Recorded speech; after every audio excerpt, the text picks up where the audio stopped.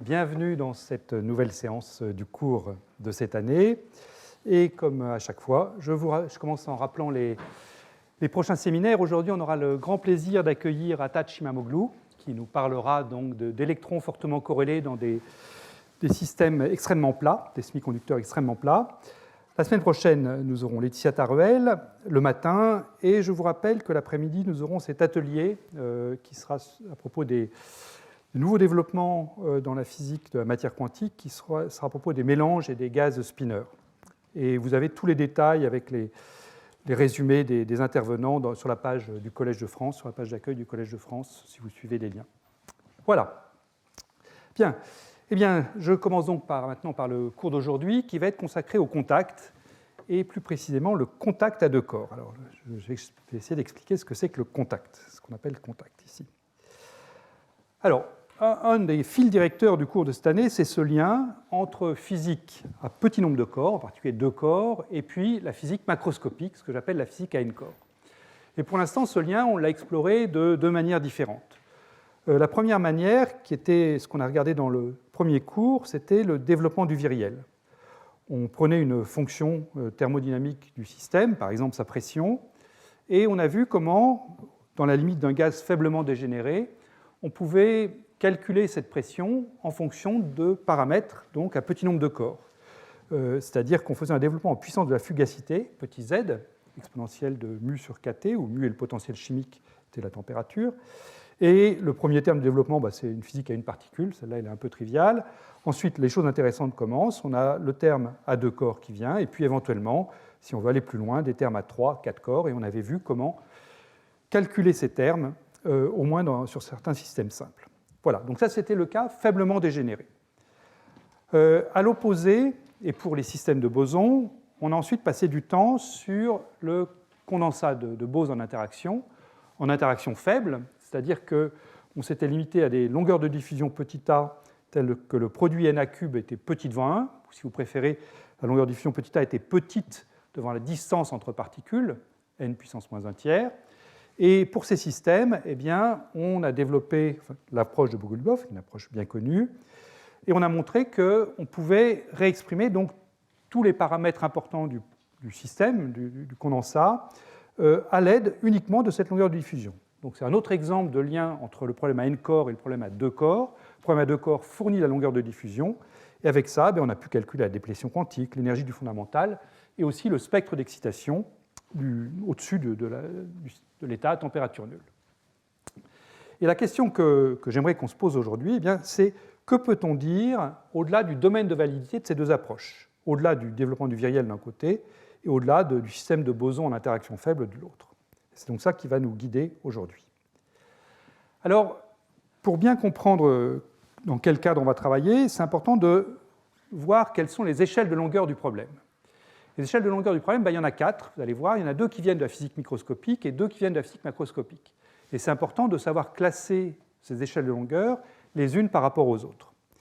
Alors, celles qui viennent de la longueur de la physique microscopique, plus précisément celles qui viennent du problème à deux corps, il y en a 2. La première, c'est simplement la portée du potentiel. Si je prends un potentiel entre deux atomes, là, ce potentiel, il a l'allure habituelle, c'est-à-dire qu'à longue distance, il se comporte comme 1 sur R6, c'est l'interaction de Van der Waals attractive. Ensuite, il y a la liaison chimique qui prend le relais, et puis à très courte distance, il y a une répulsion. Voilà, donc la portée du potentiel, c'est donc la zone de l'espace sur laquelle ce potentiel se fait sentir. Et pour un potentiel comme ça, la portée, c'est typiquement le rayon de Van der Waals, qui est de l'ordre de quelques nanomètres pour les atomes usuels. Ensuite, le deuxième paramètre, toujours un paramètre microscopique à ce stade, paramètre à deux corps, c'est la longueur de diffusion qu'on calcule pour ce potentiel-là et qui, via des résonances de diffusion, peut être très différente de la portée petit b.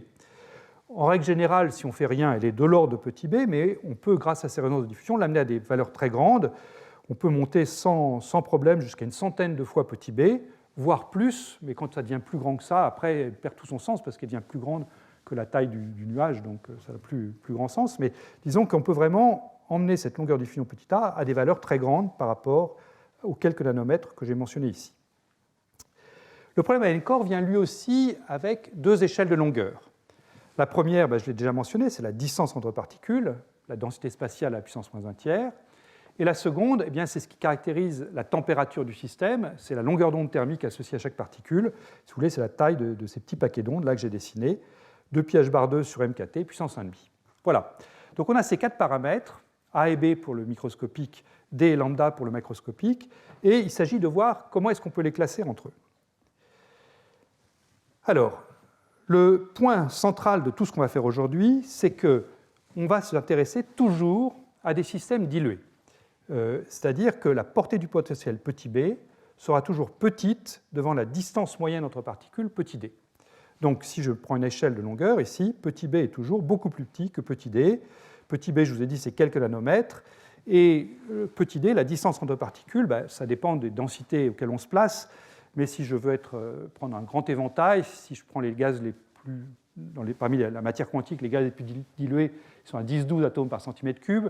Les gaz les plus concentrés sont à 10-15, ce qui fait des petits d entre 100 nanomètres et 1000 nanomètres. Donc je passe ici de quelques nanomètres pour petit b à au moins une centaine de nanomètres pour petit d. Donc j'ai toujours cette hiérarchie entre les deux.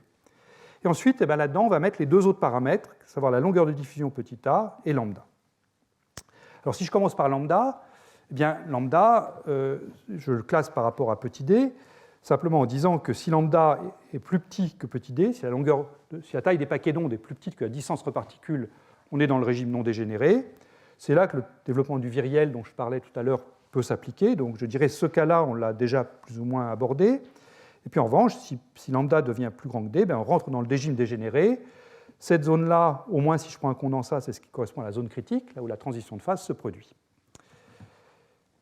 Pour petit a, eh bien, on a la même séparation. Petit a, déjà, lui, peut être positif ou négatif, en particulier si je me place au voisinage d'une résonance de diffusion.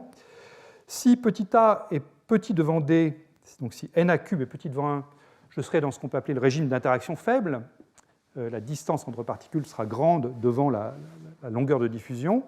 Et si au contraire, je vais au-delà de petit d, je rentre dans ce qu'on appelle le régime d'interaction forte, où n a cube est notablement supérieur à 1.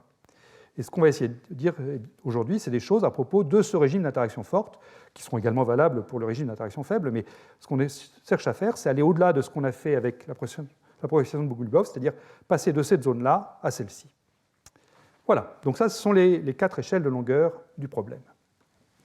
Et donc le but des cours qui vont venir, donc aujourd'hui et puis la semaine prochaine, eh bien, c'est donc de dire des choses, comme je viens de le mentionner à l'instant, valables aussi bien pour n a cube petit devant 1 que pour n a cube plus grand que 1, supérieur ou d'ordre 1. Et ces choses qu'on va essayer de dire, eh bien, elles porteront sur beaucoup d'observables du système. D'une part, des observables à petit nombre de corps, ça peut être la description d'impulsion. On va généraliser la loi en 1 sur K4 qu'on avait trouvée dans le cadre de Bogoliubov, on va la généraliser donc à ces problèmes en interaction forte. Ça peut être à propos de la fonction de corrélation G2, donc c'est une observable à 2 corps cette fois-ci, probabilité pour trouver 2 particules distantes de petit r. Et on va montrer qu'au petit r, cette loi se comporte comme 1 sur R2, là encore, loi valable aussi bien en interaction faible qu'en interaction forte. Donc ça, c'est pour des observables à petit nombre de corps.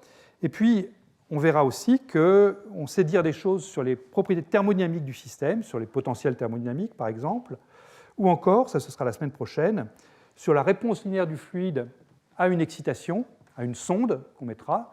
La sonde, ça peut être par exemple la spectroscopie radiofréquence, et on montrera que, donc, via cette théorie du contact, que quand on fait de la spectroscopie radiofréquence et qu'on trace un spectre radiofréquence, eh bien, on a une loi qui vient nous donner le coefficient qui se met devant l'aile à longue fréquence. Cette aile, on sait qu'elle est en oméga moins oméga 0 puissance moins 3,5, tout comme là on sait que l'aile est en 1 sur K4. On verra quel est le coefficient qu'il faut mettre devant. Voilà, alors pour ce qui est de la physique à 3 dimensions, ce qu'on va dire aujourd'hui, donc à propos du contact, là, ça a été initié par des travaux de Shai Nathan. Alors Shai Nathan a fait ses travaux en étant étudiant en thèse, il est en 2005. Il avait une manière, disons, peu orthodoxe de présenter sa démarche et ses résultats, donc il a eu du mal à publier ses résultats, et tous ces travaux finalement ont été publiés en 2008. Mais bon, entre-temps, il y a à la fois les idées de Tan ont diffusé dans la communauté, et puis des gens ont eu des idées indépendamment. Donc il y a eu toute une série de travaux entre 2007, 2008, 2009, qui donc ont, je dirais, mis sur un pied peut-être plus ferme les résultats qu'avait obtenus Tan. Et puis, je dirais, au point de vue théorique, tout s'est vraiment bien développé entre donc 2007 et puis 2012. En 5 ans, on a vraiment établi ce que je vais essayer d'expliquer, et bien d'autres choses, dans ces 2 cours. Puis après, la balle a été dans le camp des expérimentateurs. Il y a eu des expériences dès 2010, dont je vais vous parler aujourd'hui, et puis après, les expériences continuent. Il y avait encore ce matin un article sur l'archive dont je dirai un mot tout à l'heure. Voilà. Donc, voilà le but des prochains cours. Et voilà le plan pour aujourd'hui. Donc, je vais commencer par une partie qui va être assez longue, qui va être consacrée à vous expliquer quand est-ce qu'on peut appliquer cette théorie du contact, donc le champ d'application du contact.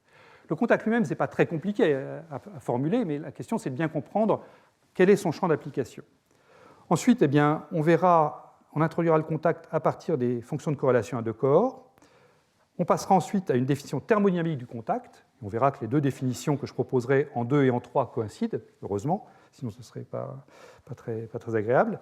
Et puis, j'aborderai les toutes premières mesures du contact en dernière partie, et la description des manips continuera la semaine prochaine.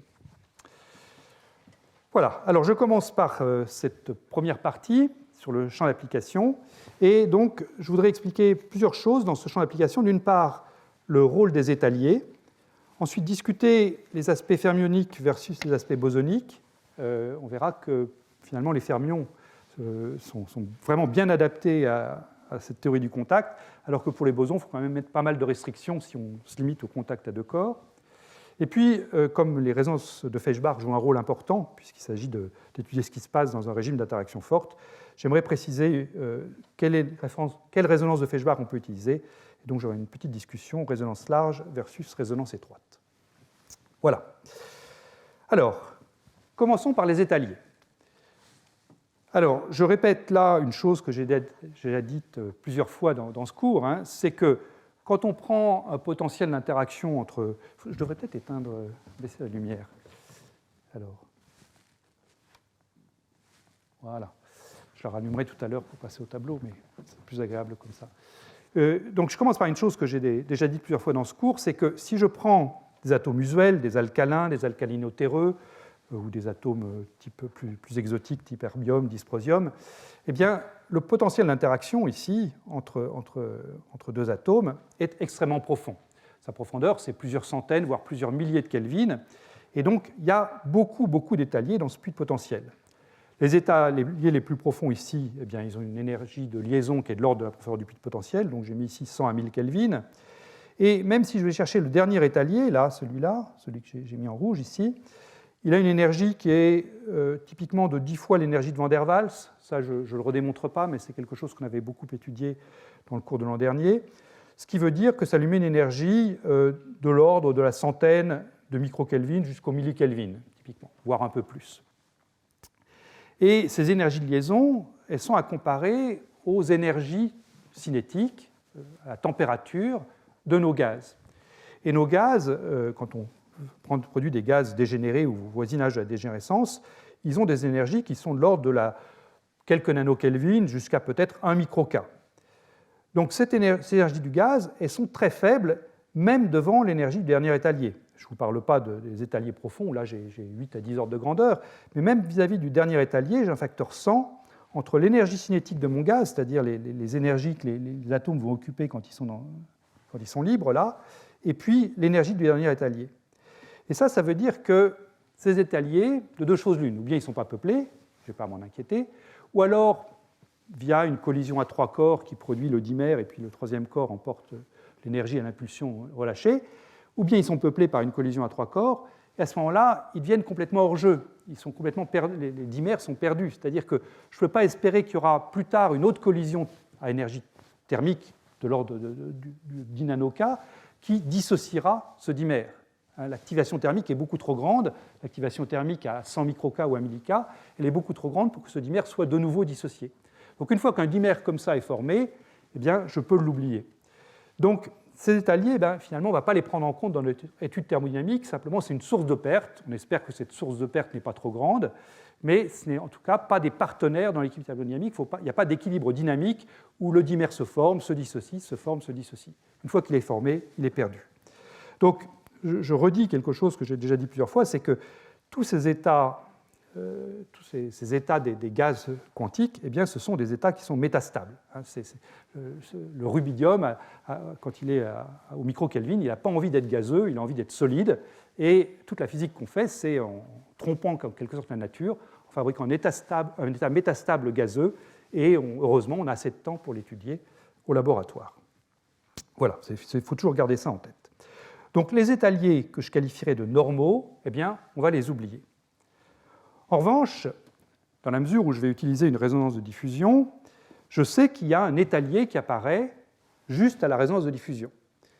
Cet état lié, j'ai déjà eu l'occasion de le dire, il apparaît donc juste au seuil de la résonance de diffusion, c'est-à-dire que si je change le paramètre qui cause ma résonance de diffusion, donc la longueur de diffusion tend vers plus l'infini ou moins l'infini à la résonance. Donc là, ici, je vous ai tracé ce qui se passe en fonction de 1 sur A. Donc 1 sur A vaut 0 ici, c'est là où A vaut plus ou moins l'infini. Donc dans la partie A négative, il n'y a pas d'état lié. Et juste au seuil de la résonance, ici, j'ai un état lié qui apparaît et qui est donc très faiblement lié, au moins au début. Après, quand j'augmente encore 1 sur A, c'est-à-dire quand je m'éloigne de la résonance, donc A diminue, là, l'état lié devient de plus en plus profond et il va rejoindre les états liés que j'ai qualifiés de normaux à la diapositive précédente. Mais au voisinage de la résonance, ici, eh bien, j'ai un état lié dont l'énergie, qui vaut donc moins h bar 2 sur MA2, typiquement, c'est à peu près égal au voisinage de la résonance, dont l'énergie est comparable aux énergies thermiques de mon système. Et là, à ce moment-là, je ne peux pas l'oublier, l'état lié. Il doit être pris en compte dans la dynamique et dans la thermodynamique, c'est-à-dire que cet état lié va se former, se dissocier, se reformer, donc il faut le prendre en compte, lui. Voilà, son énergie de liaison est comparable aux autres énergies du gaz, énergie d'interaction ou température. Alors incidemment, ce que je vous dis là, c'est valable si je prends une paire de bosons, l'état lié se forme, ou alors si je traite des fermions de spin 1,5, eh bien, je vous rappelle que deux fermions de spin 1,5, s'ils sont dans la polarisée, s'ils ont le même état de spin, ils n'interagissent pas en onde S, parce que l'onde S est une fonction radiale qui est symétrique d'échange, et si mes fermions sont polarisés au même état de spin, il faut que leur fonction radiale soit antisymétrique d'échange. Donc quand je parle de fermions et de cet état lié, c'est un état lié qui implique un état avec un spin pointant vers le haut, je dessine en rouge ici, et puis un état avec un spin pointant vers le bas. Voilà.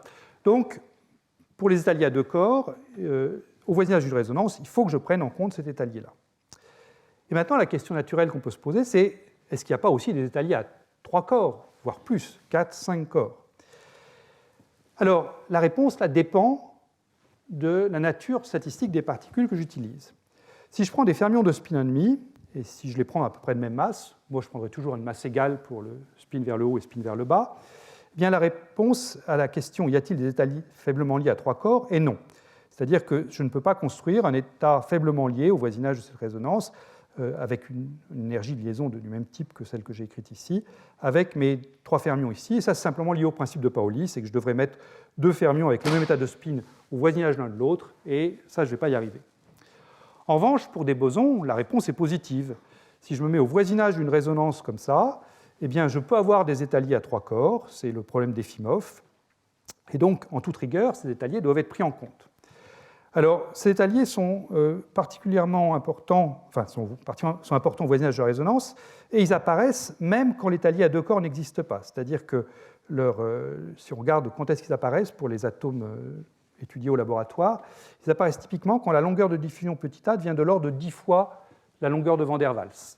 Donc, ils apparaissent dans ce domaine-là, entre moins 1 dixième de RV/dV pour 1 sur A, et puis l'énergie nulle. Et puis, ils continuent à exister aussi là où le dimère existe. Donc, dans tout ce domaine-là, il faut que je sois très, très précautionneux. Si je veux faire une physique où je décris l'équilibre de mon système, non seulement il y a les états liés à 2 corps quand je suis dans le côté A positif, mais même du côté A négatif, si je suis assez proche de la résonance ici, il faut que je mette également les états liés à 3 corps qui apparaissent liés au problème d'Efimov. Alors ça, je ne vais pas le faire aujourd'hui. Je pense que j'aurai le temps la semaine prochaine de dire un petit peu de choses sur la manière de prendre en compte ces états à 3 corps, donc il faut un contact à 3 corps. Mais aujourd'hui, je vais essayer d'éviter ce problème-là. Donc pour les bosons, je vais éviter cette zone dangereuse ici que je viens de mentionner. Donc, je récapitule. qu'est-ce que je fais pour les bosons, qu'est-ce que je fais pour les fermions. Donc pour les fermions, pas de souci, je les prends de même masse, pour masse vers le haut, et masse de spin vers le haut et masse de spin vers le bas. Je vais supposer mon gaz équilibré pour me simplifier la vie, donc même nombre de particules avec un spin pointant vers le haut et un spin pointant vers le bas. Et à ce moment-là, je n'ai pas de restriction ni sur le signe de la longueur de diffusion, ni sur sa taille. C'est-à-dire que je vais pouvoir étudier des problèmes d'interaction forte avec NA cube supérieur à 1. Donc la longueur de diffusion peut être positive ou négative, et en valeur absolue, et peut atteindre la distance entre particules. En revanche, pour les bosons, là, il faut que je mette des restrictions. Si je me mets au voisinage de la température nulle, eh bien, on sait, via le cours sur les condensats de Bose-Einstein, que si je veux une stabilité en champ moyen, il faut que j'ai A positif, et puis NA cube petit devant 1, ça c'est pour éviter donc tous les problèmes à 3 corps. Et donc si je me mets dans le régime non dégénéré, je peux éventuellement aller chercher des A négatifs. Le champ moyen ne sera pas assez grand pour créer le collapse s'il y a assez d'énergie cinétique, mais néanmoins, il faut que je ne prenne pas A trop grand parce que je veux éviter les états d'Efimov. Donc pour les bosons, je mets pas mal de restrictions, alors que pour les fermions de même masse, là, ce que je vais dire, normalement, est valable quel que soit NA cube. Bien. Alors, comme je parle de fermions, je vous fais quand même un rappel sur le gaz de Fermi. J'ai beaucoup parlé du gaz de Bose dans cette série de cours, mais peu des gaz de fermions. Donc, je fais un bref rappel de ce qu'on sait sur le gaz de Fermi, vraiment bref. Donc, déjà, je commence par son état fondamental, et je vous rappelle donc, ce que je disais il y a 2 minutes, pas d'interaction en onde S quand je prends 2 atomes de même spin, 2 atomes pointant vers le haut ou 2 atomes avec le spin pointant vers le bas. Alors, si je suppose que je n'ai pas d'interaction non plus au bas, pas d'interaction entre les rouges et les verts, à ce moment-là, la physique est très simple. C'est quelque chose qu'on étudie dans tous les cours de physique statistique. On obtient l'état fondamental simplement en remplissant les niveaux à une particule, les uns après les autres. Sur chaque niveau à une particule, on met les 2 états de spin, et on remplit ça donc jusqu'à un niveau qu'on appelle le niveau de Fermi, caractérisé donc par un vecteur d'onde, enfin un nombre d'ondes kF, ou une énergie de Fermi, h bar 2 kF carré sur 2m. Et pour calculer ce que vaut kF, eh bien, il suffit de dire que je vais mettre 2 particules par niveau pour tous les vecteurs d'onde k entre k égale 0 et k égale kF. Donc là, j'ai une somme discrète sur tous les niveaux en mettant 2 par niveau. Je remplace ma somme discrète par une intégrale comme on l'a fait de multiples fois, et on trouve comme ça la relation entre le nombre de particules grand N et le volume L cube, et ça me détermine donc ça kF. Et même chose pour l'énergie, là je fais la même chose, je somme avec 2 particules par niveau, l'énergie cinétique de chaque niveau étant h bar 2 K2 sur 2m. Voilà, donc ça c'est très simple, quand il n'y a pas d'interaction, c'est des choses que je suppose que vous avez tous vues. Si on met des interactions, la situation est plus compliquée. Si je mets des interactions entre spin haut et spin bas, et ça devient d'emblée un système extrêmement riche. Donc là je me contente de résumer ce qui se passe, ça reviendra plus tard dans le cours. Donc, déjà, une chose qu'on peut dire, c'est que l'état fondamental est toujours superfluide. Et si j'essaie de décrire la phénoménologie autour d'une résonance de diffusion, donc, comme tout à l'heure, j'ai un axe ici qui est 1 sur A. Donc, 1 sur A égale 0 ici, c'est là que se produit la résonance. A vaut plus ou moins l'infini ici. A est négatif de ce côté-là et A est positif de ce côté-là. Je peux l'écrire. Ici, A est négatif, ici, A est positif. Quand je prends, disons, A petit et positif, à droite, ici. Donc A petit, longueur de diffusion petite et positive, eh bien là, c'est le cas où le dimère peut se former, le dimère spin haut, spin bas.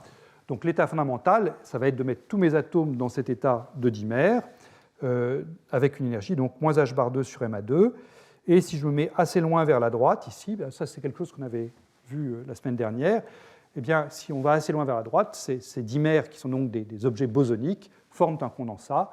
Et là, je peux appliquer la théorie de condensation de Bose-Einstein qu'on a vue dans les cours précédents.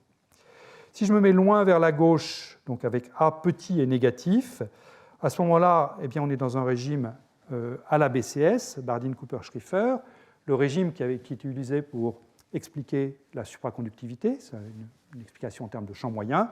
Là encore, c'est quelque chose qui est bien maîtrisé.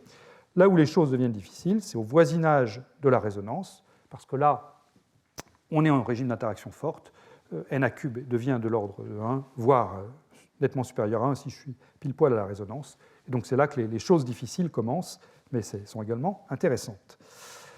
Voilà, donc ça c'est un rappel sur ce gaz de Fermi pour situer les choses. Dernier point que je voudrais dire dans cette partie qui pose la scène, finalement, c'est les résonances de Feshbach, larges ou étroites. Alors, je vous rappelle ce que c'est qu'une résonance de Feshbach, même si je suis sûr que vous l'avez presque tous en tête. Une résonance de Feshbach, c'est la chose suivante. J'ai deux atomes qui arrivent, je vais les dessiner encore une fois, qui arrivent ici, donc un qui arrive là, puis un qui arrive comme ça, qui collisionnent, et ils collisionnent donc sur un canal d'entrée, comme ça, qui est ici, qui est un canal ouvert, et ils ont une interaction normale sur ce canal. Et puis, on va aller modifier les propriétés de la collision, de la diffusion entre les deux particules, en venant introduire un couplage avec un canal fermé. Ce canal fermé, je l'ai représenté ici, et ce canal fermé présente la particularité d'avoir un état lié, que je note φ0, qui a une énergie très voisine de la limite asymptotique du canal d'entrée ouvert. Donc, pendant la collision entre les deux particules, au lieu de faire simplement ça et puis repartir, elles vont faire ça, elles vont passer du temps dans l'état φ0 ici, virtuellement bien sûr, et puis pouvoir repartir. Donc il faut que je prenne en compte les deux chemins possibles finalement, qui sont de faire ça directement, et puis de passer par le canal fermé, et puis ressortir. Et de cette interférence entre les différents chemins résulte une résonance, donc une longueur de diffusion qui peut devenir très grande. Alors, on avait beaucoup étudié ça là, dans le cours de l'an dernier, et on avait vu qu'on pouvait classer les résonances en deux catégories. Alors, je ne rentre pas dans les critères, c'est un petit peu délicat, hein, enfin un petit peu subtil, mais bon, on avait deux catégories. La première catégorie, c'était les résonances larges. Les résonances pour lesquelles l'amplitude de diffusion, f de k, avait une forme naturelle d'amplitude de diffusion pour une collision à un canal. C'est-à-dire que s'écrivait moins a, petit a c'est la longueur de diffusion, divisé par 1 plus IKA, sur tout le domaine pertinent de valeur de k, disons entre 0 et puis 1 sur a. Donc, dans ce cas-là, a est la seule longueur pertinente dans le domaine d'énergie qu'on considère, et on peut traiter notre résonance de Feshbach comme si c'était finalement un seul canal, simplement la longueur de diffusion à donner à ce canal, c'est celle qu'on trouve en traitant le problème complet.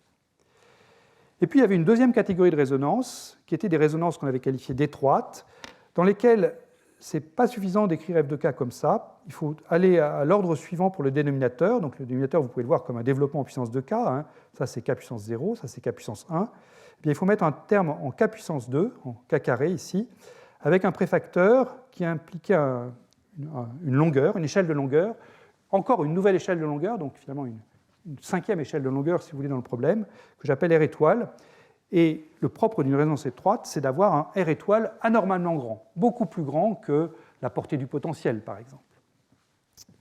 Donc ça veut dire que si je mets une nouvelle échelle de longueur dans le problème, eh bien, il faut que je la prenne en compte dans mon traitement. Donc ça devient un problème beaucoup plus compliqué. On peut le faire, hein, on peut adapter la théorie du contact à la présence de cette nouvelle échelle de longueur, et je donne des références dans les notes. Mais moi, je n'ai pas envie de faire des choses trop compliquées ici, c'est déjà pas simple. Donc je vais supposer que je suis dans le cas d'une résonance large, et donc je n'ai pas à prendre en compte des termes qu'on pourrait qualifier de portée effective dans ce dénominateur. Voilà, donc on va se limiter aux résonances larges. Voilà, ben là je crois que j'ai dit toutes les restrictions dont j'avais besoin, la scène est posée, et donc on va pouvoir attaquer le problème donc, du contact. Comment est-ce qu'on définit un contact et comment est-ce qu'on le relie aux observables intéressantes du problème. Donc je vais commencer par revenir sur les états de diffusion à deux corps, sur leurs propriétés à courte distance, et c'est ça qui va me servir de base pour vous dire ce qu'est le contact. Alors, cet état de diffusion à deux corps. Donc, je reprends ma collision. Alors, ça peut être ma collision entre mes deux fermions avec un spin vers le haut, un spin vers le bas. Ils interagissent entre eux et j'analyse donc leur collision par un développement en onde partielle et je me concentre sur l'onde partielle S. Là encore, on verra la semaine prochaine ce qui se passe si on a des collisions en onde P. Il y a un nouveau contact qui s'introduit, mais on est en collision en onde S dans tout le cours d'aujourd'hui. Comment est-ce qu'on analyse cette collision ? Eh bien, le plus simple, c'est d'introduire ce qu'on appelle la fonction d'onde radiale réduite. Donc je prends la fonction d'onde du mouvement relatif psi de r, je la multiplie par r, j'obtiens une fonction qui s'appelle u de r, et cette fonction u de r, eh bien, on peut montrer simplement qu'elle satisfait une équation de Schrödinger à une dimension, mouvement d'une particule de masse réduite mr, dans le potentiel v de r. Et je vous ai donné ici un exemple de résolution de ce mouvement radial réduit. Donc j'ai tracé u de r en fonction de r pour un puits carré. Alors là, j'ai pris un puits carré donc, de portée petit b, et là, je trace tout en fonction de r sur b. Donc le puits carré, il est vraiment localisé juste ici, hein, puisqu'il est entre r sur b égale 0 et r sur b égale 1. Et je vous ai tracé ici plusieurs solutions u de r pour différentes énergies. Alors, ce qu'on peut montrer très généralement, c'est que dès qu'on prend r plus grand que la portée du potentiel, eh bien, les fonctions uk de r varient comme sinus kr, donc où k est le nombre d'ondes à l'infini, plus un déphasage, delta 0 de k, qui décrit donc l'effet de la collision. Et la longueur de diffusion se déduit de la valeur du déphasage par cette formule. Et donc, c'est ce que vous voyez là, c'est-à-dire que vous voyez ici différentes solutions, donc pour Ka égale 0,3, K égale 0,2, K égale 0,1, et puis en noir, c'est la solution d'énergie nulle, K égale 0. Alors là, mon puits carré, je l'ai pris de telle sorte que j'ai une semi-résonance, c'est-à-dire que la longueur de diffusion est notablement plus grande que la portée du potentiel. J'ai ajusté la profondeur de mon puits carré pour que petit a vaille 10 fois la portée petit b. Je peux faire un zoom pour que vous voyez mieux ce qui se passe. Donc ici, j'ai une fonction d'onde qui oscille à l'intérieur du puits de potentiel. Et puis, j'ai choisi en fait, la profondeur de telle sorte que j'ai le troisième étalier qui vient d'apparaître dans mon puits. Donc c'est pour ça que le petit a est notablement plus grand que petit b. Et donc ce qui est remarquable, c'est que finalement, toutes ces fonctions-là, uk de r, en fait, elles ont un nœud commun à la valeur de la longueur de diffusion. Ce qui se comprend bien, hein, si vous prenez ici ce kr, vous dites que delta 0 de k, c'est typiquement moins ka, quand k est petit. Donc vous vous retrouvez avec un sinus de k fois r-a, donc ces fonctions ont tout un nœud ici en r égale a. Et dans la région donc kr petit devant 1, eh bien, tous les uk se comportent de la même façon. Ils sont pratiquement tous égaux à u0, c'est-à-dire la solution que j'obtiens à énergie nulle, c'est le trait noir qui est ici. Et donc elles se comportent toutes comme à peu près hein, a moins r, donc une valeur constante a ici, puis une pente moins 1, donc a moins r, plus un terme qui serait un grand taux de r carré. Voilà. Et ça, c'est valable en dehors du puits de potentiel, parce qu'à l'intérieur du puits de potentiel, là, j'ai des oscillations liées au fait que là, pour le coup, l'énergie est grande par rapport à la profondeur du puits. Ce que je mets là, c'est un à peu près égal, parce qu'il y a, pour un potentiel réel, il y a aussi des termes de portée effective qui viennent compliquer un petit peu la chose. Ce serait exact pour le pseudo-potentiel, le potentiel de portée nulle. Je ne vais pas beaucoup parler du pseudo-potentiel aujourd'hui, je reviendrai sur le pseudo-potentiel la semaine prochaine. Voilà. Donc, gardez ça en mémoire, ce comportement de U de R. Là. Maintenant, qu'est-ce que je trouve si je reviens à psi de R, la fonction non initiale? Donc là, je reprends mon U de R que je vous retrace ici. Ça, c'est le U de R qui était à la diapositive précédente. Et maintenant, je prends le psi de R, donc je prends U de R divisé par R. Et je m'intéresse à la fonction d'énergie nulle, donc celle pour laquelle U de R était simplement une droite, A moins R. Et psi de R, à ce moment-là, si je divise A moins R par R, j'obtiens quelque chose qui va être en 1 sur R moins 1 sur A. Et là, j'ai mis un coefficient qui est un coefficient de normalisation. Je normalise ma fonction d'onde psi 0 à l'unité dans une boîte de volume L cube. Donc, j'ai ce coefficient de normalisation qui apparaît. Et je vois donc que psi de R se comporte comme 1 sur R sur toute la gamme, essentiellement entre la partie petit b et puis la valeur A, ici. Et dans tout ce qui va suivre, en fait, c'est ce terme 1 sur R, ici, qui va jouer le rôle dominant. C'est ce que j'ai réécrit ici. C'est le psi 0 de R proportionnel à 1 sur R pour R supérieur ou égal à B qui va jouer le rôle principal. Alors, je suppose évidemment ici que B est petit devant A pour que j'ai un régime ici où c'est le 1 sur R qui domine par rapport au terme 1 sur A qui est là. Voilà. Et donc, je vais construire cette théorie du contact à partir de ce 1 sur R, ici. Bien. Alors, j'ai commencé par un argument qualitatif et puis ensuite, je poserai la vraie définition du contact. Donc, cet argument qualitatif, donc, je le présente ici sur un gaz de fermion et je vais m'intéresser à l'état fondamental, pour l'instant, de ce gaz de fermion. Donc, j'ai supposé que j'ai mis un certain nombre de fermions ici, j'en ai mis 8, 4 de spin vers le haut, en rouge, 4 avec un spin vers le bas, en vert. Je rappelle, je m'intéresse toujours à un gaz de Fermi équilibré, donc toujours le même nombre de spins vers le haut et spins vers le bas. Vous savez que je dois antisymétriser ma fonction d'onde donc pour des fermions de même spin. Donc pour poser les choses, je vais dire que tous les indices impairs ici, le R1, R3, R5 jusqu'à R7, ce sont les spins vers le haut. Les 2, 4, 6 sont le spin vers le bas. Donc ma fonction d'onde qui est écrite ici, elle doit être antisymétrique si j'échange deux indices impairs, 3 et 5, ou 1 et 3, et elle doit être antisymétrique si j'échange deux indices pairs, 2 et 4, 6 et 8, etc.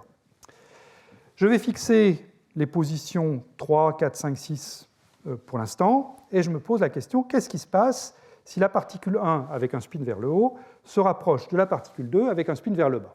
Qu'est-ce que je peux dire sur ma fonction d'un n-core si la distance entre 1 et 2 tend vers 0 avec toutes les autres particules relativement éloignées, enfin une distance de l'ordre de petit d, de cette paire de particules 1, 2. Eh bien, ce qu'on peut dire de manière assez naïve, hein, mais correcte néanmoins, c'est que si mes particules 1 et 2 se rapprochent beaucoup l'une de l'autre, eh bien finalement les autres particules ne vont pas compter, et le comportement de ma fonction d'onde à n-core quand 1 et 2 se rapprochent l'une de l'autre, ça va être le même que ce que je trouverais si les particules 1 et 2 étaient isolées.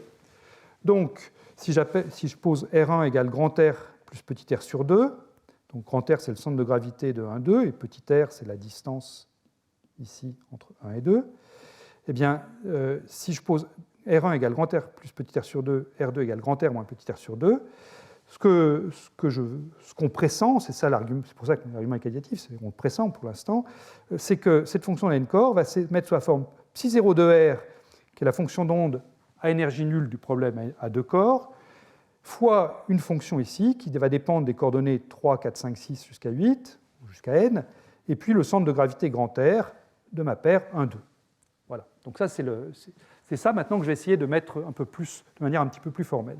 Mais c'est ça l'idée qui est à la base de cette théorie du contact, qui décrit donc qu'est-ce qui se passe quand 1 et 2 viennent au contact l'une de l'autre, loin des 3, 4, 5, 6. Alors pour formaliser ça, je vais utiliser une démarche qui est celle qui est adoptée par Zhang et Leggett et aussi par Yu et al., donc dans des articles publiés en 2009, qui consiste à partir d'une fonction d'onde de corrélation à deux corps. Alors on dit qu'elle a deux corps parce qu'elle implique deux opérateurs destruction psi et deux opérateurs création psi. En fait, elle a deux corps, mais c'est une fonction qui, a priori, être à 4 points. C'est-à-dire que dans toutes ces généralités, il faudrait l'écrire psi croix spin vers le haut en un point R1, psi spin croix spin vers le bas en un point R2, psi spin vers le bas en un point R3, psi vers le bas en un point R4. C'est ça que considèrent Zhang et Leggett dans leur article. Alors moi, pour poser ce qu'est le contact, je vais simplifier un tout petit peu ça, c'est-à-dire que je vais prendre R2 égale R3 égale 0. Déjà, on a un système invariant par translation, hein, donc je peux toujours fixer un des points sur les 4 à 0. Et là, moi, je vais fixer deux des points à 0, donc R2 et R3 à 0, donc le spin vers le bas est à 0. Et puis, je m'intéresse à ce qui se passe quand je détruis une particule avec un spin vers le haut au point R et que je la recrée au point R', avec une particule vers le bas, donc en 0.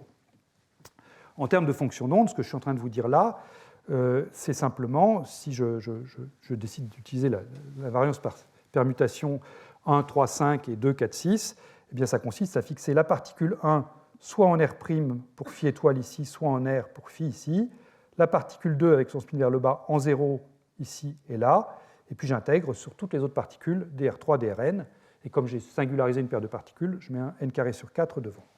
Voilà.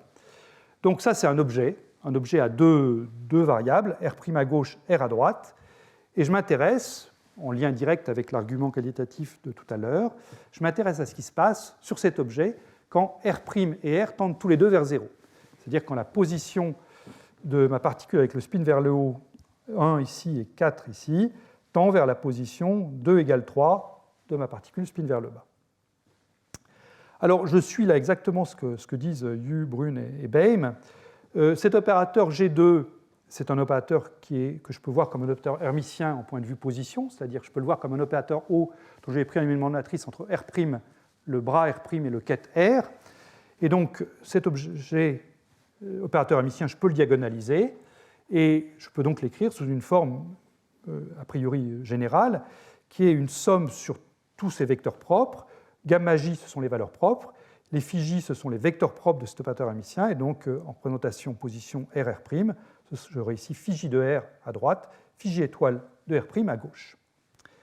Et l'hypothèse qui est à la base de la théorie du contact, c'est que toutes ces fonctions propres phi ici se comportent tous, je parle de l'état fondamental pour l'instant, se comportent toutes de la même façon au voisinage de R égale 0, c'est qu'elles sont toutes proportionnelles à la fonction d'onde à deux corps, à énergie nulle, psi0 de R. Donc on va dire que tous les phi ici de R, quand R est très petit devant la distance entre deux particules, distance moyenne petit d, tous les phi sont proportionnels à phi0 de R. En d'autres termes, ce que je suis en train de vous dire, c'est que ce G2, spin vers le haut, spin vers le bas, R'0, R0, ça va être proportionnel à psi0 de R' étoile, psi0 de R, c'est ce phi ici et ce phi là qui sont devenus psi0 étoile de R', psi0 de R, fois un coefficient. Ce coefficient dénominateur, on met un 4pi carré, un A2. Bon, ça, je dirais, c'est un choix particulier, mais bon, c'est comme ça que c'est posé dans la littérature. Et au numérateur, on a un nombre qu'on appelle le contact. Et c'est ça la définition du contact. Donc, ce qui se cache dans le contact, c'est quoi? Eh bien, c'est déjà toutes les valeurs propres gamma j, ici, que je ne connais pas. Et puis, c'est tous les coefficients de proportionnalité entre phi j et psi0 aussi. Voilà, donc on met tout ça dans un seul nombre, qui est le gamma j, somme des gamma j fois les coefficients de proportionnalité au carré. On appelle ça le contact, et c'est donc ça qu'on va utiliser à partir de maintenant. Toute la théorie du contact est construite à partir de cette hypothèse, et de cette hypothèse seulement. Contact à deux corps, j'insiste bien. Voilà. Alors, si je reprends ma fonction d'onde psi0 que je vous ai écrite tout à l'heure, donc je vous ai dit, en dehors de la portée du potentiel, donc si je prends R et R' supérieur à petit b, la portée de mon potentiel, et si petit a est grand devant petit b, eh bien si je prends donc R et R' petit devant A, je vous ai dit, c'est le terme en 1 sur R ici qui domine. Donc ça veut dire ça que quand je remplace psi0 de R' et psi0 de R par leur valeur, eh bien je vais avoir du L cube qui va venir au dénominateur, du A carré qui va venir au numérateur. Donc le A carré qui est là, je le remplace par L cube. Et puis je vais donc avoir un 1 sur R' et un 1 sur R qui vont apparaître. Voilà. Donc je vais utiliser alternativement soit cette forme-là générale, soit cette forme-là en dehors du puits de potentiel. Les deux sont utilisables et utiles. Voilà. Donc ça, c'est l'hypothèse de base de la théorie du contact. Bien, alors, ça étant fait, pourquoi est-ce que ça s'appelle le contact et comment on l'utilise? La première chose, la plus évidente, c'est de regarder la distribution de paires. La distribution de paires, c'est ce qui va caractériser donc la probabilité pour trouver une particule de spin vers le haut en un point et une particule avec le spin vers le bas dans son voisinage immédiat. Donc pour ça, qu'est-ce que je fais? Eh bien, je reprends ma fonction G2 ronde, là, avec à 4 pieds, 4 valeurs de position. Mais cette fois-ci, je mets la particule avec un spin vers le bas en RA, pardon, c'est ce RA-là et ce RA-là, la particule avec un spin vers le haut en RA plus R, RA plus R. Si vous voulez, je prends R égale R' dans ma formule précédente, et j'intègre ça sur la position de la particule spin vers le bas, sur RA. Alors, c'est un objet invariant par translation, donc je peux toujours mettre un L cube et puis prendre RA égale 0. Et donc, je dois prendre G2 spin haut, spin bas, G2 ronde en R0, R0. Donc ça, si j'utilise juste le résultat de la diapositive précédente, eh bien ça va être C sur 4pi au carré. Le L cube qui est là élimine mon 1 sur L cube que j'avais tout à l'heure, et il me reste un 1 sur R2. Là. Voilà. Et ça, incidemment, cette formule-là me permet de vous donner la dimension du contact. Donc le contact, là, on voit tout de suite, compte tenu de la normalisation de G2, on voit tout de suite que c'est une variable extensive, et sa dimension, c'est 1 sur une longueur. Donc le contact a comme dimension un nombre d'ondes, si vous voulez. Et donc, comment est-ce que je dois comprendre ce 1 sur R2, là? Eh bien, ce 1 sur R2, il traduit une tendance au groupement des particules. Et cette tendance au groupement des particules, elle est valable que vous preniez des fermions avec des spins opposés ou des bosons. Et pour s'en convaincre, eh bien, il suffit de se dire, je prends un atome avec un spin donné, disons spin vers le bas en R égale 0, et je m'intéresse à la probabilité de trouver un autre atome, pour des fermions avec le spin opposé, dans une sphère de rayon R centrée sur mon atome de départ. Eh bien, si je calcule cette probabilité, delta P, ici, déjà, qu'est-ce que j'attends si mes particules sont indépendantes? Eh bien, j'attends simplement quelque chose qui va être proportionnel au volume de la sphère, donc à R cube. Donc ça, c'est ce que j'attends pour les particules indépendantes. Mais là, compte tenu du 1 sur R2 qui est ici, dans mon G2, eh bien, j'ai trouvé que delta P ne va pas être en R cube, mais il va être réduit d'un facteur R carré. Donc le delta P sera proportionnel à R seulement. C'est-à-dire que quand R tend vers 0, delta P va tendre vers 0, mais beaucoup moins vite que si j'avais des particules indépendantes. La probabilité pour trouver deux particules au voisinage l'une de l'autre, compte tenu des corrélations que je vous ai mises ici, est beaucoup plus grande que si les particules étaient décorrélées. Donc finalement, ce qu'on voit tout de suite là, c'est qu'avec les hypothèses que j'ai mises, eh bien, j'augmente beaucoup la probabilité d'avoir deux particules très voisines l'une de l'autre. Alors quand je dis très voisines, tout ça c'est à petit b près. J'exclus la portée du potentiel de mon raisonnement, puisque cette formule 1 sur R2 n'est valable qu'en dehors de la portée du potentiel. Bien, donc ça c'est une première chose. La deuxième chose, c'est la distribution en impulsion. Ça, je vais le faire au tableau, mais j'annonce tout de suite le résultat. Ce que je voudrais vous montrer, c'est que partant de l'hypothèse qu'on fait sur ce G2, là, donc ce comportement en 1 sur R' et 1 sur R, pour G2 ronde de R'0, R0, eh bien, on peut montrer que la distribution d'impulsion est en 1 sur K4, la même que celle qu'on avait trouvée dans le cas particulier de l'approximation de Bogoliubov. Et ça, je pense que c'est pas mal de le faire au tableau, parce que c'est quand même un petit peu technique. Donc, ce que je vais faire ici, c'est m'intéresser.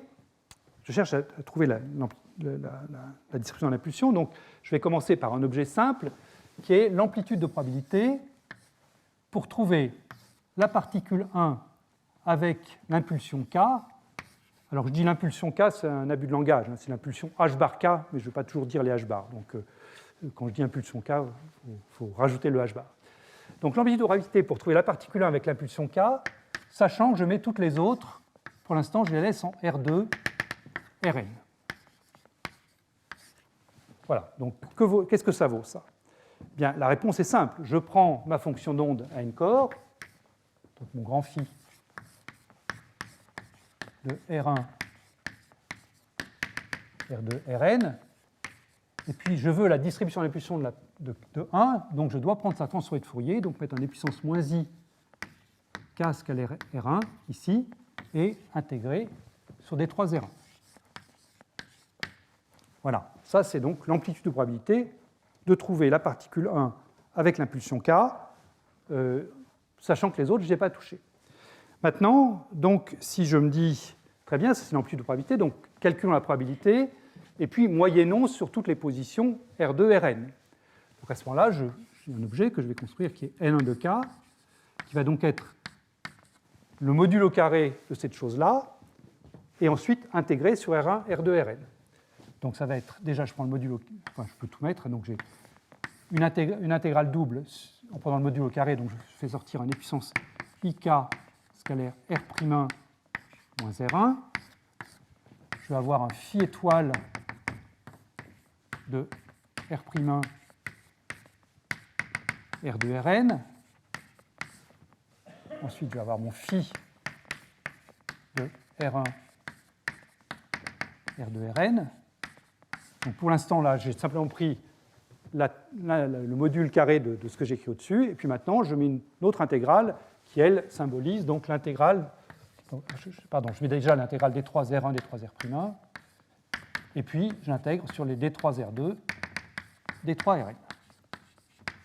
Voilà, donc c'est un objet qui est long à écrire, mais qui contient donc la physique que je cherche pour la distribution de probabilité pour ma particule 1. Bien, alors je vais m'intéresser, là j'ai oublié une flèche, je vais m'intéresser donc au grand K, ce qui se passe au grand K. Donc K, je vais le supposer grand, donc, je vous ai mis les valeurs ici, hein. K, je prends grand devant 1 sur D et puis 1 sur A. Ce qui veut dire que là-dedans, je dois regarder les petites différences R'1 moins R1. C'est ça qui m'intéresse, c'est qu'est-ce qui se passe quand je prends R1 et R' voisins l'un de l'autre.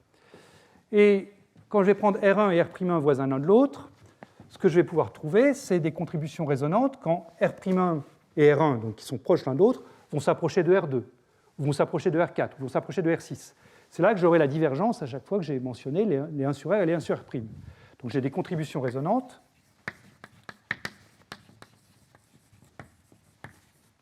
quand le couple R1, R'1 est proche de R2, R4, etc. Toutes les autres particules avec un spin opposé. Bien, alors regardons par exemple la contribution de R2.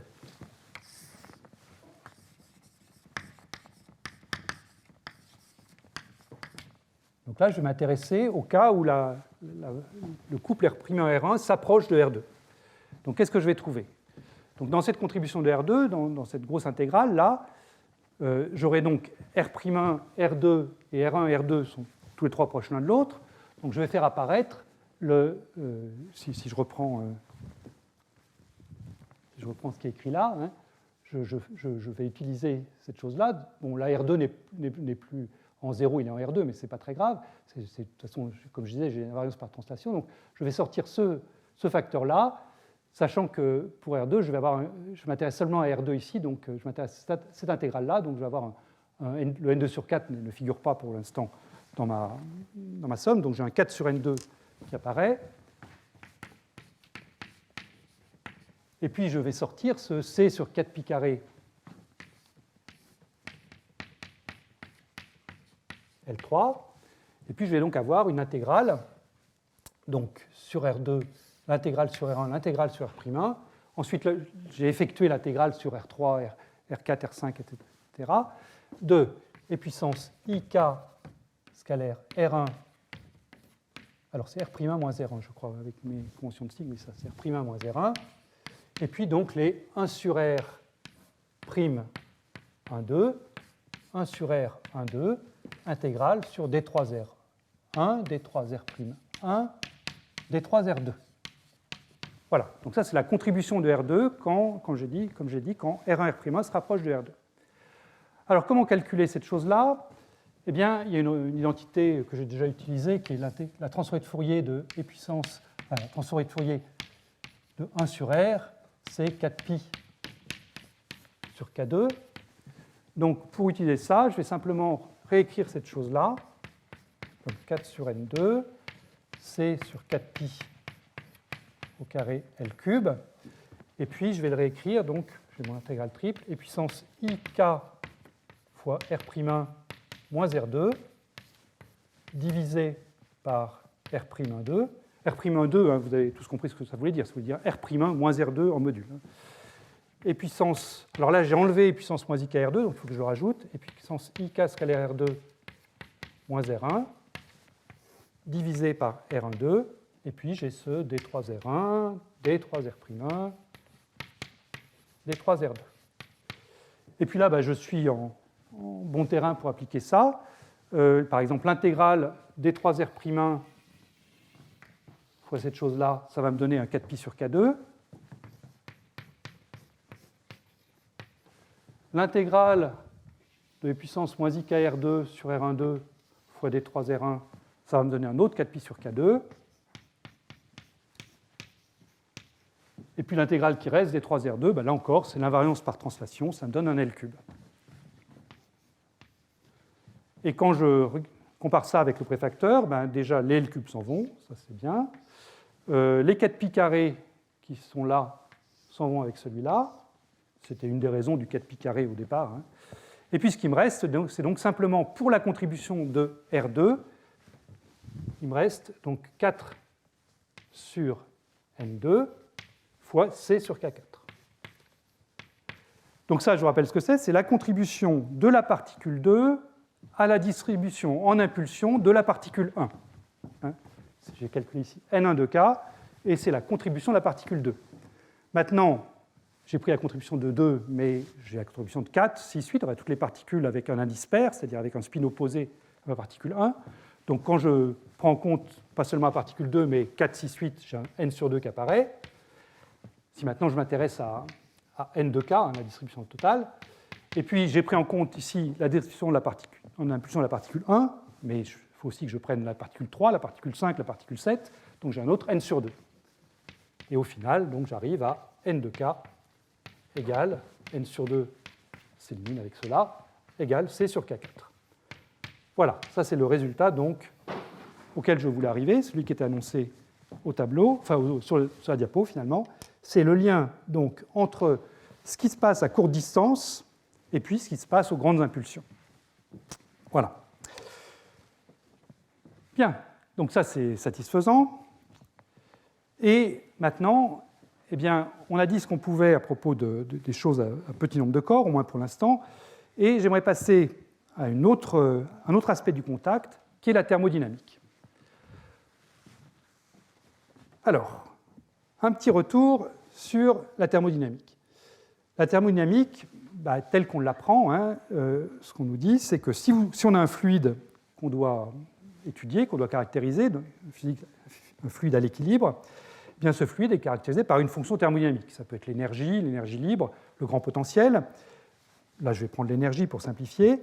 Et cette fonction thermodynamique est elle-même fonction de variables thermodynamiques.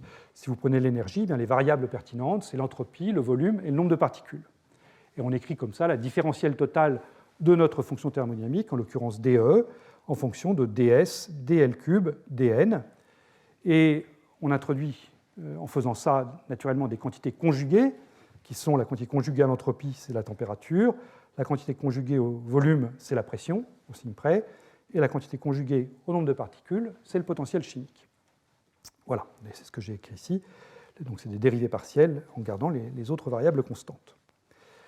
Alors, quand on écrit ça, il y a un ingrédient qui manque. Si je veux décrire un gaz, cet ingrédient qui manque, c'est la manière dont les particules interagissent entre elles.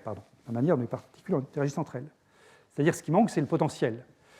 En toute rigueur, on devrait mettre, en plus de ces trois variables thermodynamiques, on devrait mettre le potentiel V de R.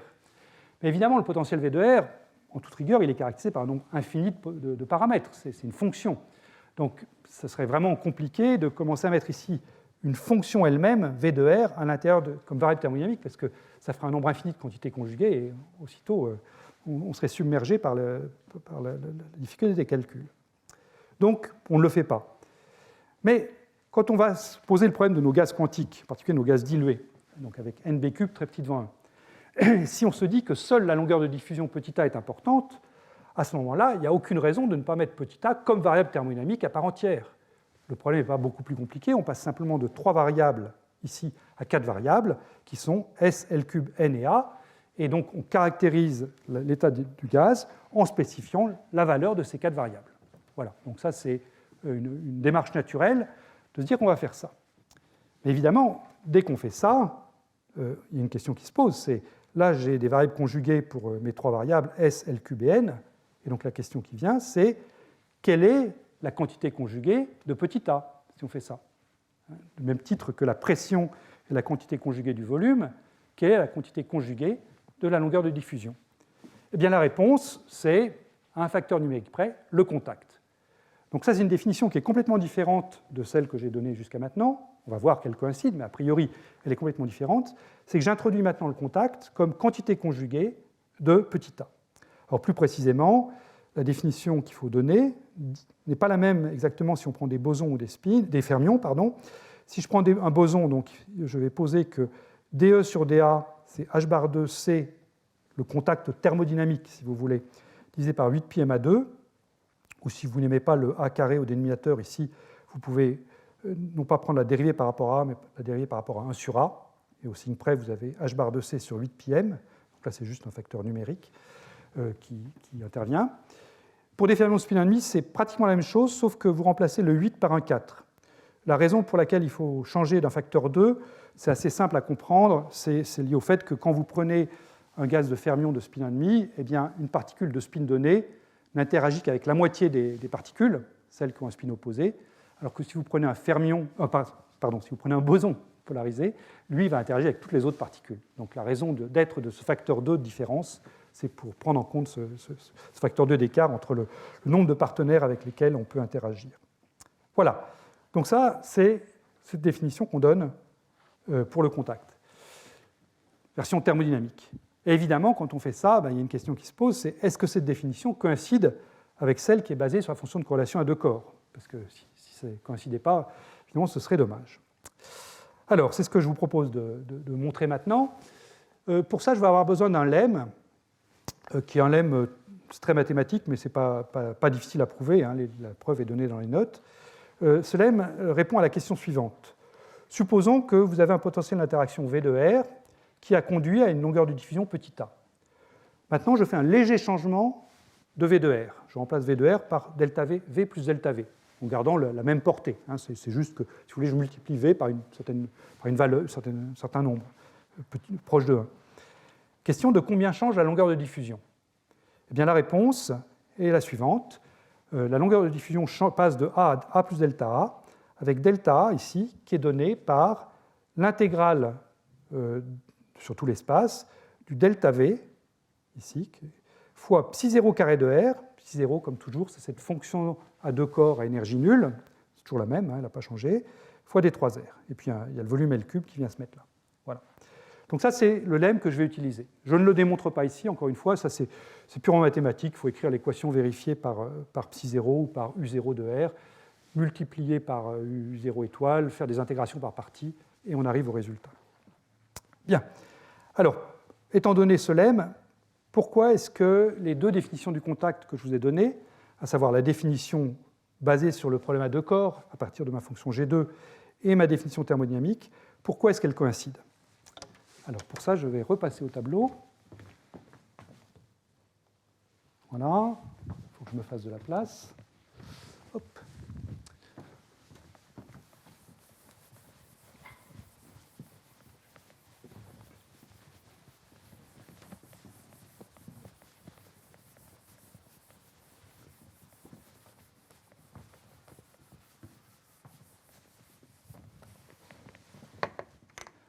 Donc je prends un système avec un Hamiltonien H, qui est donc la somme d'un Hamiltonien cinétique plus interaction. L'Hamiltonien cinétique, c'est simplement la somme sur toutes les particules des PJ carrés sur 2m. Et l'Hamiltonien d'interaction, c'est la somme sur toutes les paires de particules qui interagissent. Alors si j'ai affaire à des fermions, c'est donc des paires du type spin haut, spin bas, des V de RIJ.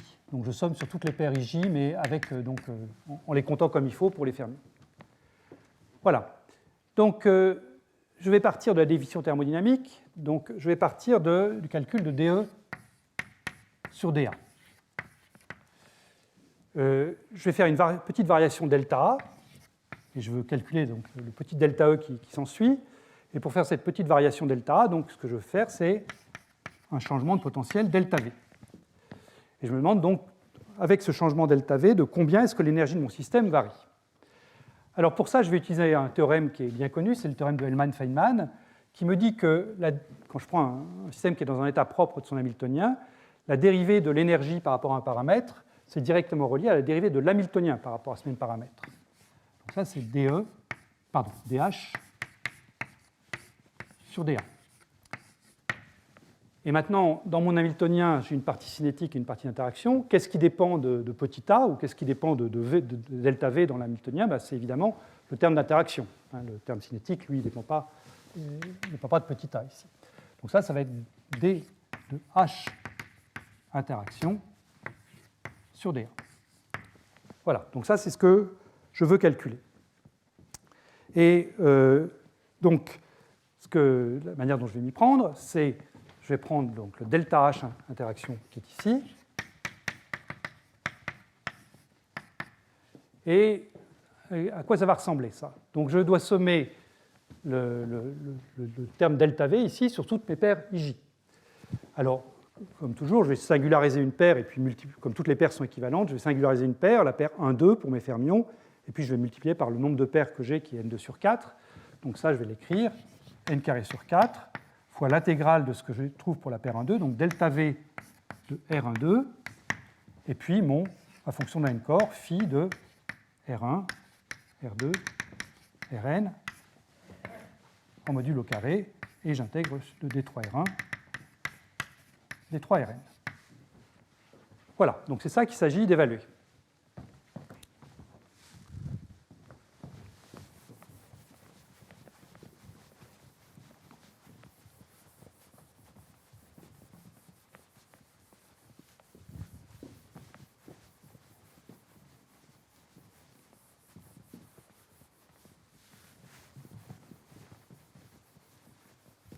Alors, mon delta V, c'est une perturbation qui est très localisée, hein, puisque V a une portée petit b, delta V, lui aussi, il a une portée petit b. Je change le potentiel localement. Donc, dans cette formule-là, ici, il faut que je prenne donc R1 et R2 très proches l'un de l'autre. Donc, je vais pouvoir utiliser ma définition, pour l'instant, la définition fondée sur le problème à deux corps. Donc, je vais utiliser cette définition-là, ici. Donc, qu'est-ce que je trouve? Eh bien, j'ai le N2 sur 4 qui est déjà là, et je prends donc R' égale R ici, puisque j'ai maintenant R1, c'est un phi carré, donc c'est le même indice pour 1. La particule 2, bon, elle est plus en 0, elle est en R2, mais comme j'ai déjà dit, ça n'a pas beaucoup d'importance. Donc, ce que je vais trouver ici, cette chose-là, c'est égal à, donc je l'écris tout de suite, j'ai un grand C sur 4pi au carré A carré qui apparaît, et puis je vais donc avoir ce qui apparaît, l'intégrale de mon delta V de R12, et puis je vais donc avoir psi 0 étoile. Je mets toujours des étoiles, mais en fait elle est réelle, hein, cette fonction, mais bon, je l'écris comme ça, psi 0 de R12 fois psi 0 de R12. Intégrale D3R1, D3R2. Alors, j'utilise encore mon invariance par translation pour dire que c'est C sur 4pi au carré. Comme ça, je me débarrasse d'une des deux intégrales, delta V de R. Là, j'ai donc psi 0 de R au carré, D3R. Bien. Et dans mon L cube delta V psi 0, eh bien, je reconnais exactement ce qui était dans le lemme. Hein, le lemme qui est ici, L cube delta V psi 0 carré de R, ben, c'est le même, c'est 4pi h bar 2 sur M delta A. Donc, je trouve C sur 4pi au carré, A2, et puis j'ai donc ce 4pi h bar 2 sur M delta A. Alors, j'ai un des 4pi qui se simplifie. Et je me récupère donc que delta H1 sur delta A, qui est la quantité que je cherche, hein, donc DE sur DA, et donc delta H1 en moyenne sur delta A, eh bien qu'est-ce que ça vaut? Ben, ça vaut HC, H bar 2, sur, il me reste un 4pi, il me reste un A carré, et il me reste un M. Voilà, et donc ça, par définition, ça doit être la définition de la thermodynamique de DE sur DA, avec le coefficient qu'on a vu. Alors, je regarde, je vérifie que c'est bien la bonne. La définition thermodynamique, c'était bien H bar 2 C thermodynamique sur 4pi MA2. Tout va bien. Donc ça veut dire que, là, ici, ce qui est ici, c'est le contact C défini à partir des fonctions de corrélation, mais je trouve bien que ce contact défini à partir des fonctions de corrélation coïncide avec ce que je dois mettre dans la définition thermodynamique, donc C est égal à C thermo. J'ai bien défini un seul et même objet avec la thermodynamique d'un côté et avec les fonctions de corrélation de l'autre. Tout va bien.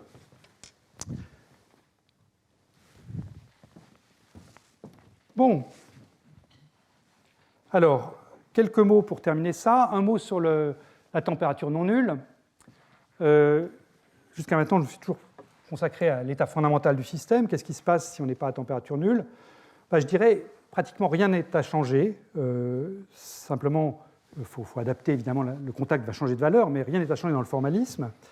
Si je suis à température non nulle, ben, mon système est décrit par un opérateur densité ρ que je peux diagonaliser. Je l'écris donc sous une somme sur tous les états propres des probabilités PJ fois le quai de bras φJ. φJ est un état à n corps.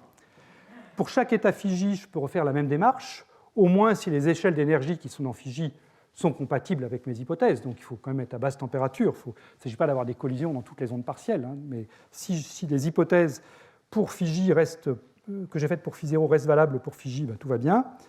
Donc comme ça, je peux définir un contact CJ pour l'état φJ, en prenant par exemple la définition thermodynamique, DEJ divisé par D de 1 sur A. Et puis ensuite, eh bien, je définis le contact à température T comme étant simplement la moyenne de tous les CJ pondérés par les probabilités PJ. Et ça, eh bien, ça correspond exactement à la définition d'une dérivée prise à entropie constante, puisque je prends ma dérivée en gardant les populations, les PJ constants ici. Donc je trouve un contact à température non nulle, qui est donc le DE divisé par D de 1 sur A, avec les trois variables entropie, nombre de particules et L³ constant. Voilà. Donc la généralisation du contact à température non nulle est immédiate. Un dernier point qui est contact et théorème du viriel. Alors là, je vais aller assez vite, je ne vais pas faire la démonstration, mais je voudrais quand même juste illustrer la démarche parce que je la trouve jolie. Le but de ça, c'est d'utiliser l'analyse dimensionnelle pour établir des relations entre des quantités thermodynamiques. Et je le présente sur l'entropie, mais j'aurais pu prendre une autre fonction d'état. Mais prenons l'entropie. Donc ds, quand je l'écris en différentiel total, eh bien, ça va être dE sur T. Je me contente en fait d'inverser la relation entre dE et ds. Là, je considère que c'est S la fonction thermodynamique et E la variable, par opposition à tout à l'heure. Donc ds, c'est 1 sur T dE, plus P sur T dL³, plus un terme en dn, plus un terme qui fait intervenir le contact avec un D de 1 sur A. Cette entropie, je sais sur elle qu'elle est extensive. Et par ailleurs, je sais que son unité, c'est la même que la constante de Boltzmann. Donc je sais que je peux l'écrire S égale n fois kb, le n est là pour prendre en compte l'extensivité, fois une fonction petit f, qui doit être cette fois-ci sans dimension et intensive. Bien. Donc cette fonction petit f, dans cette fonction petit f, l'énergie, par exemple, doit intervenir sous la forme E sur n, pour avoir quelque chose d'intensif. De la même façon, le volume L³ doit intervenir sous la forme L³ sur n, pour avoir quelque chose d'intensif. Puis par ailleurs, elle doit être sans dimension, je l'ai dit.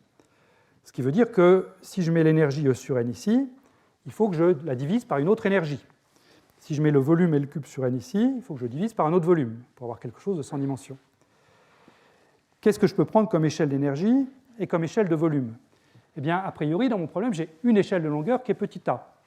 Donc, j'ai une échelle d'énergie naturelle qui est h bar 2 sur ma2, et une échelle de volume qui est a³.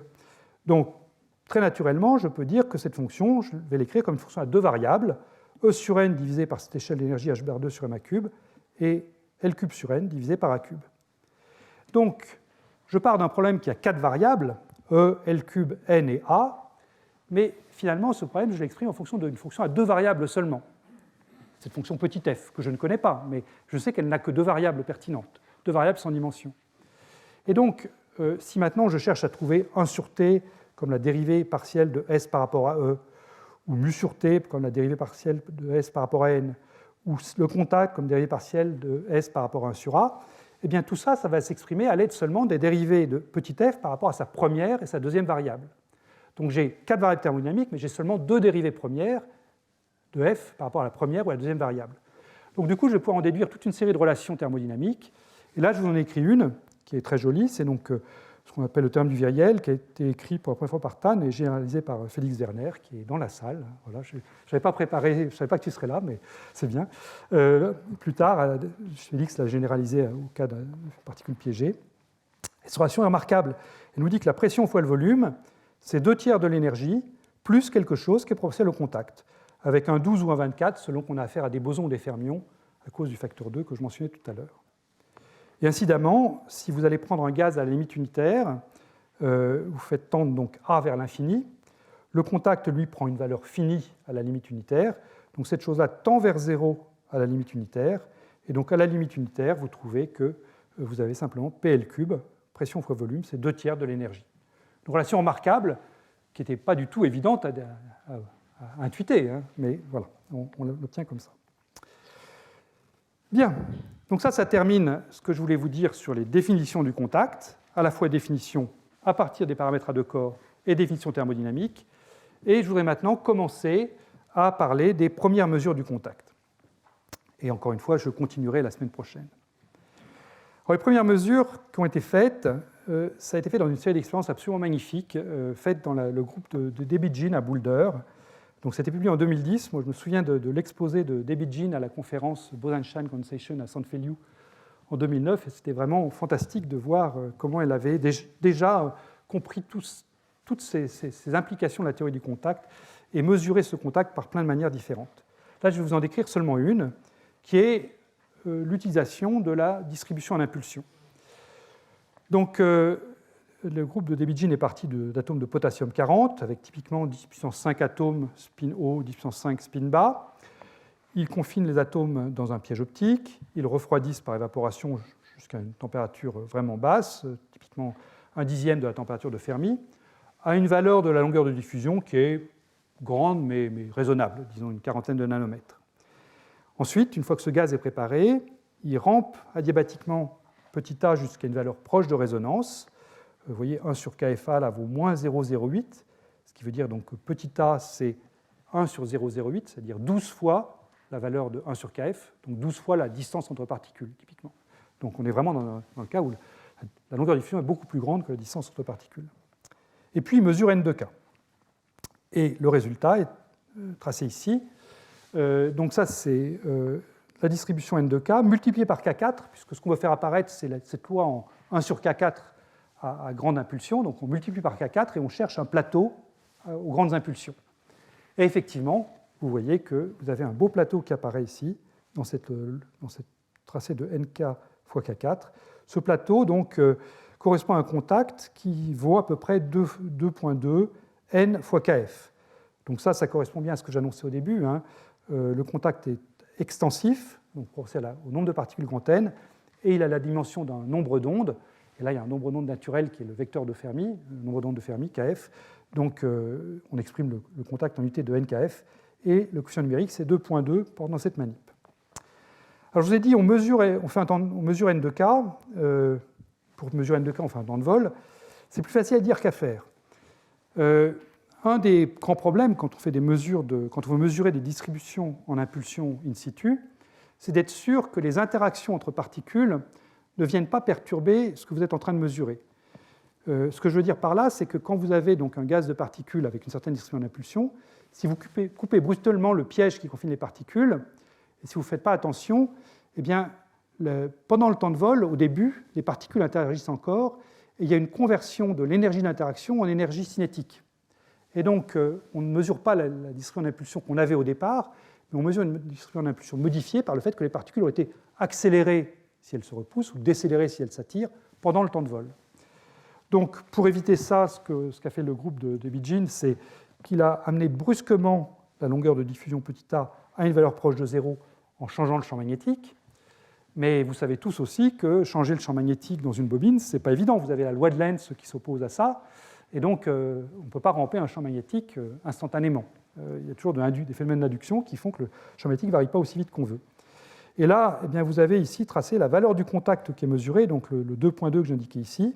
Donc ça, le 2,2, il est là, en fonction de la vitesse à laquelle on balaye le champ magnétique. Donc la vitesse la plus rapide qu'ils étaient capables de faire, c'était de l'ordre de 1 Gauss par microseconde. Et ce qu'on voit, c'est que la valeur qu'ils trouvent n'est vraisemblablement pas convergée complètement, c'est-à-dire que la valeur asymptotique devait être probablement un petit peu plus grande que ça. Et effectivement, vous allez voir que les valeurs qu'on attend maintenant sont un peu plus grandes que ce 2,2. Alors, justement, un mot sur ce qu'on attend. Qu'est-ce qu'on attend pour le gaz de Fermi ? Eh bien, je vous ai remis ici les 3 domaines que j'avais déjà décrits tout à l'heure pour le gaz de Fermi en fonction de 1 sur A. Donc, ici, 1 sur A égale 0, c'est la résonance de Feshbach. À droite, loin ici, vous avez le condensat de Dimer. À gauche, vous avez la limite BCS.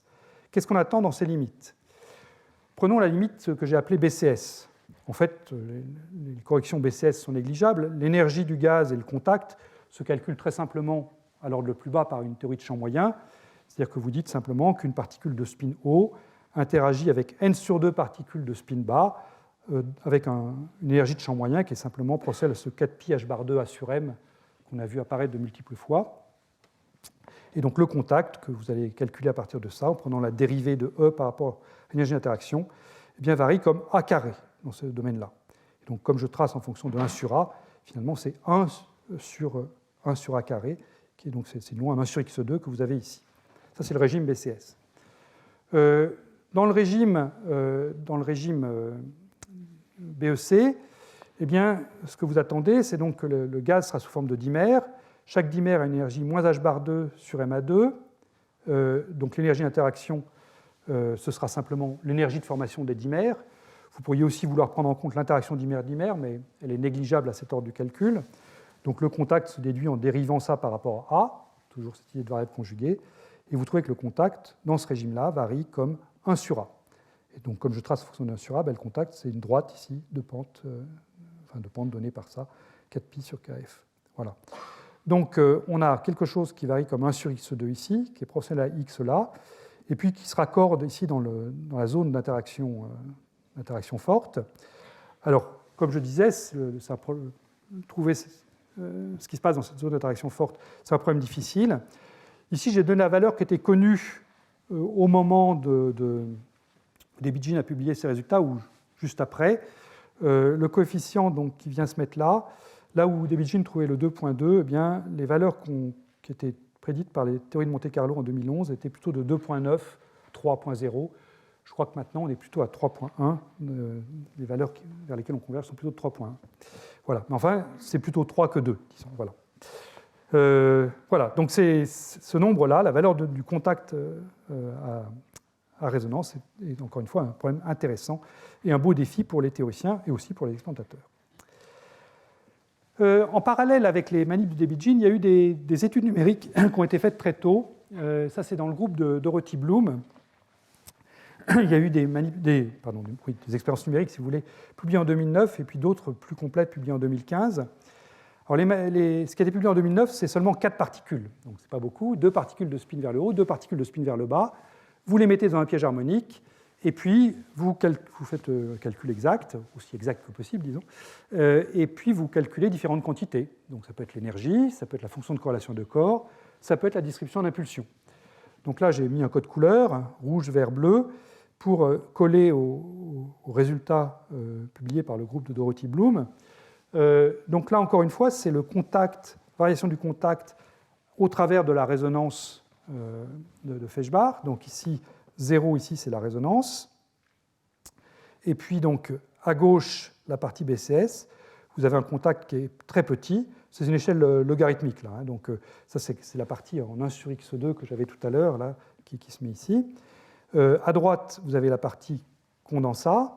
Donc, c'est la partie linéaire en x que j'avais tout à l'heure.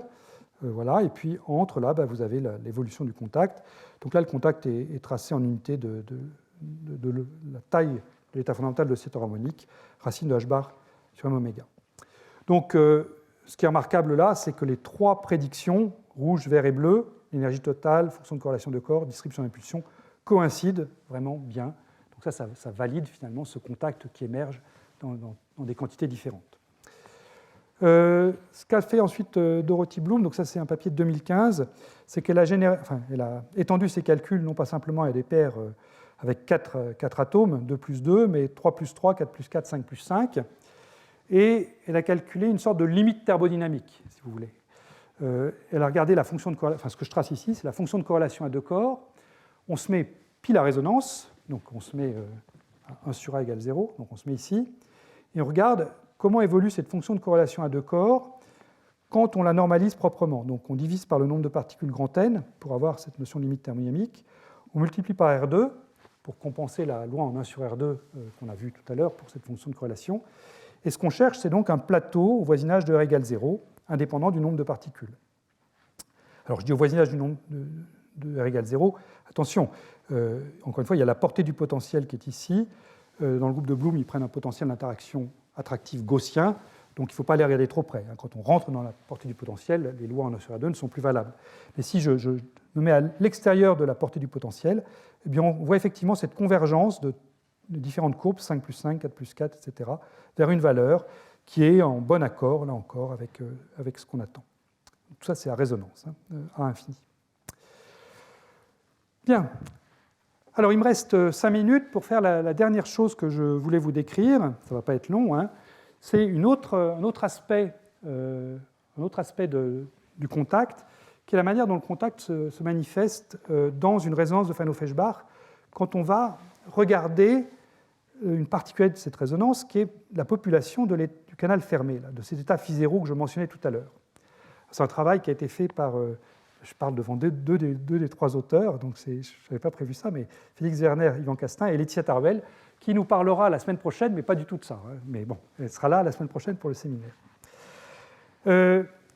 Donc je prends ce problème-là, où j'ai donc des atomes qui sont des atomes libres qui rentrent dans le canal bleu, et qui peuvent passer du temps dans le canal fermé dans l'état phi0.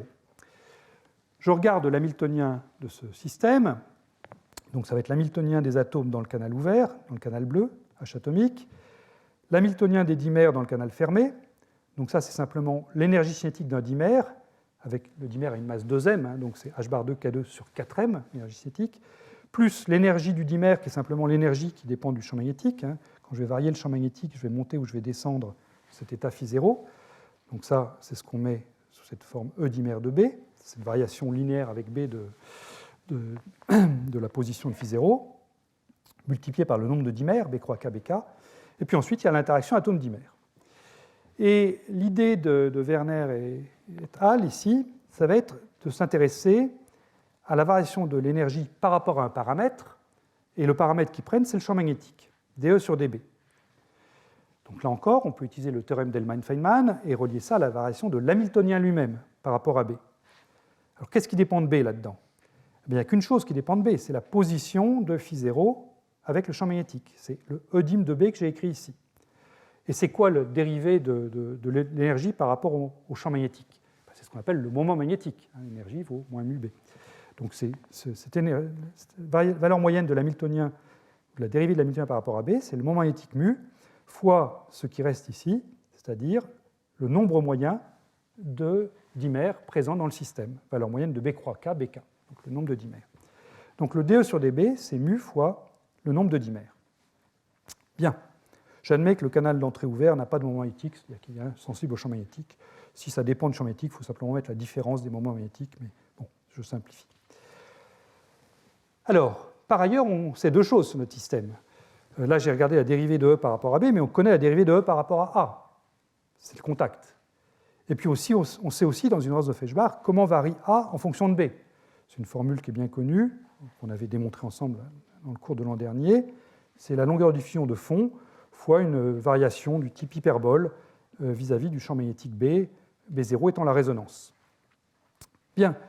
Et donc ça va nous donner naturellement un lien entre le contact C et la population de dimères, puisque le dE sur dB que j'ai ici, qui est proportionnel à la population de dimères, je peux le réécrire comme un dE sur dA, qui va me faire intervenir le contact, fois dA sur dB, qui est la loi connue, qui est écrite ici. Donc tout naturellement, on sort, via ces trois équations ici, on sort on sort une liaison plutôt entre le contact et la population de dimères. Donc c'est un autre moyen de mesurer le contact, c'est de connaître la population de dimères. Et il se trouve que quand Werner et al. Ont fait leur théorie, eh bien, cette population de dimères avait déjà été mesurée. C'est ça qu'il faut se méfier quand on est expérimentateur, c'est que quand on fait une mesure, elle peut être utilisée pour ce qu'on cherche à tester, mais elle peut aussi être utilisée après pour autre chose, donc il ne faut pas se tromper. Et il se trouve que dans le groupe de Hewlett, eh bien, ils avaient mesuré la population de dimères en fonction du champ magnétique dans une résonance de Feshbach. C'était sur du lithium, et ils avaient mesuré les dimères par une excitation optique, et ils mesuraient les pertes qui étaient causées par cette excitation optique. Et voilà le résultat. Donc la population de dimères, la population relative, n phi 0 divisé par le nombre total de possibilités, ça variait de à peu près quelques pourcents, là 5-6%, à une valeur beaucoup plus faible, de l'ordre de 10-8. Et donc ce qu'ont fait Werner et al., c'est qu'ils ont pris ces données-là et ils les ont injectées dans la formule qu'on a écrite tout à l'heure, c'est-à-dire le lien entre n phi 0 et le contact. Et ils ont donc pu déduire la valeur du contact, toujours mesurée en unité de NKF, en fonction de 1 sur A. Et ils ont trouvé une loi qui était, là encore, en très bon accord avec la prédiction qu'on avait donnée, à savoir ce comportement linéaire dans la région condensat de molécules et ce comportement presque plat en 1 sur x2 dans la région BCS. Voilà. Donc, j'en arrive à ma conclusion. On a donc aujourd'hui, pour un gaz dilué, NB³ petit devant 1, introduit ce contact.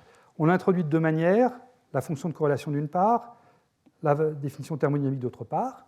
On a vérifié qu'elles coïncidaient.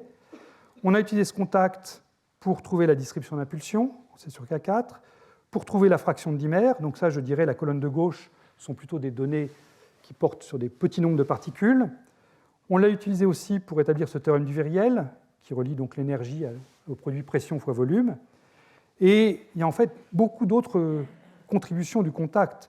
On en verra une la semaine prochaine, qui est le lien entre, quand on met des impuretés dans le système, le lien entre le contact et la perte de ces impuretés, un lien direct. On verra aussi ce que j'avais annoncé, le lien entre spectroscopie radiofréquence et contact. Donc ce contact-là, qui est un objet qui est difficile à calculer, il est vraiment remarquable parce que même si vous ne savez pas le calculer lui-même, vous savez grâce à lui relier une multitude de phénomènes physiques qui ont l'air a priori tous décorrélés les uns des autres et qui en fait font intervenir la même quantité physique. Voilà, donc c'est vraiment, je trouve, une très belle théorie qui s'est développée donc, il y a maintenant entre 15 et 20 ans. Voilà, eh bien, je m'arrête ici et je vous rappelle le séminaire de Attache Imamoglu d'ici 15 minutes. Merci beaucoup. Merci.